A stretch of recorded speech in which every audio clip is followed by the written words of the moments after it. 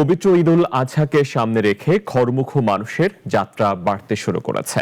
এই যাত্রার তৃতীয় দিনে রাজধানীর কমলাপুর রেলওয়ে স্টেশন ও সায়দাবাদ বাস টার্মিনালে দেখা গেছে যাত্রীদের ভিড়। তবে ট্রেনে কিছু শিডিউল বিপর্যয় থাকলেও তুলনামূলক স্বস্তিতে বাড়ি ফেরার কথা বলছেন যাত্রীরা। বিস্তারিত রেজাই রাব্বির রিপোর্টে। ঈদযাত্রার তৃতীয় দিনে রাজধানীর কমলাপুর রেলওয়ে স্টেশনে বেড়েছে যাত্রীদের চাপ।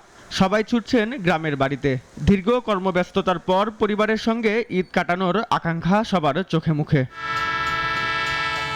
তবে কিছু ট্রেনে শিডিউল বিপর্যয়ের কারণে অপেক্ষা দীর্ঘ হয়েছে যাত্রীদের। তবুও নিরাপদ ও তুলনামূলক স্বস্তিদায়ক যাত্রার সুযোগ পাওয়ায় সন্তুষ্টি প্রকাশ করেছেন অনেকে। শিডিউল বিপর্যয় যদিও আছে কিছুটা, তারপরেও এটা একটা আনন্দের বিষয় আর কি। আমরা ঈদের জন্য বাড়িতে যাচ্ছি সবাই মিলেমিশে।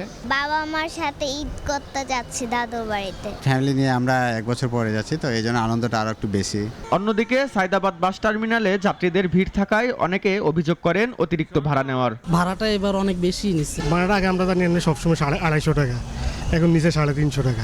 রেগুলার ভাড়ার তুলনায় এখন 100 টাকা বেশি ভাড়া নিচ্ছে। তবুও সব মিলিয়ে ঈদে বাড়ি ফিরতে পারায় যাত্রীদের মধ্যে দেখা মিলেছে স্বস্তির নিঃশ্বাস। ঈদের সময় আসলে আমাদের বাড়ি যাওয়াটাই হচ্ছে মেইন লক্ষ্য। আমাদের যত ভোগান্তি হোক এগুলো আমাদের কোনো সমস্যা হয় না। পরিবারের সাথে ঈদ উদযাপন এটা আলাদা একটা অনুভূতি যারা আমরা ঢাকায় থাকি। এখন সবার প্রত্যাশা যাত্রাপথ হোক নিরাপদ। রেজাই রাব্বি, নাগরিক, ঢাকা।